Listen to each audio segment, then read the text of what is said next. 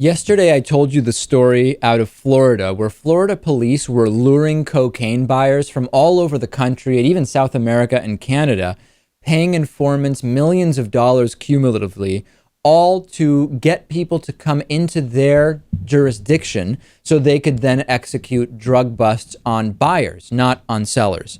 We now have an even more absurd story out of Reason.com wrote this up. This is out of California. And Doug and Catherine Snodgrass are the parents of an autistic son.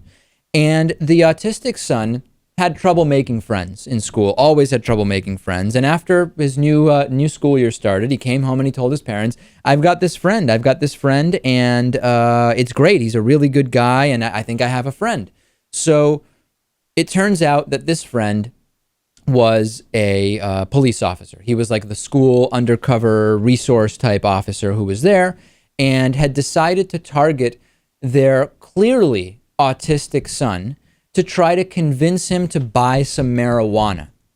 It was not something that the autistic boy ever planned to do.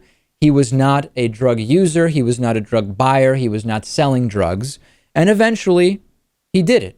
He actually went and he bought half a joint of weed from someone downtown, from a homeless guy hanging out in his downtown, and was subsequently arrested. Eventually, he was eventually expelled from school, and the family hired a private attorney, took the case to court, and was eventually found not guilty due to extenuating circumstances. The judge had him undergo informal probation and perform 20 hours of community service, and then mandated that he be reinstated into his school. The police should be suffering the consequences here, not the child.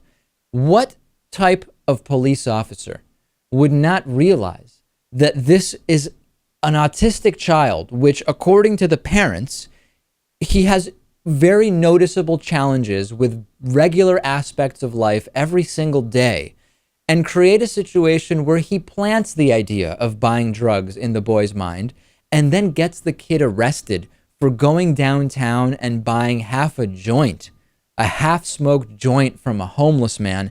This is the epitome of the failure of the drug war. Yeah, and this is so incredible. This shouldn't be happening with any kid. It doesn't matter if it's an autistic kid who clearly would be more susceptible to this type of influence from the police officer. But why would this be happening at all? I mean, since when are you setting people up to buy and then busting them? I mean, isn't usually the people who are selling who you're going after? This just makes no sense. Right, and we're talking about half a joint. And the other thing was buy it for me. It wasn't even buy it and use it. Buy it and give it to me because I'm your friend. It's absolutely pathetic.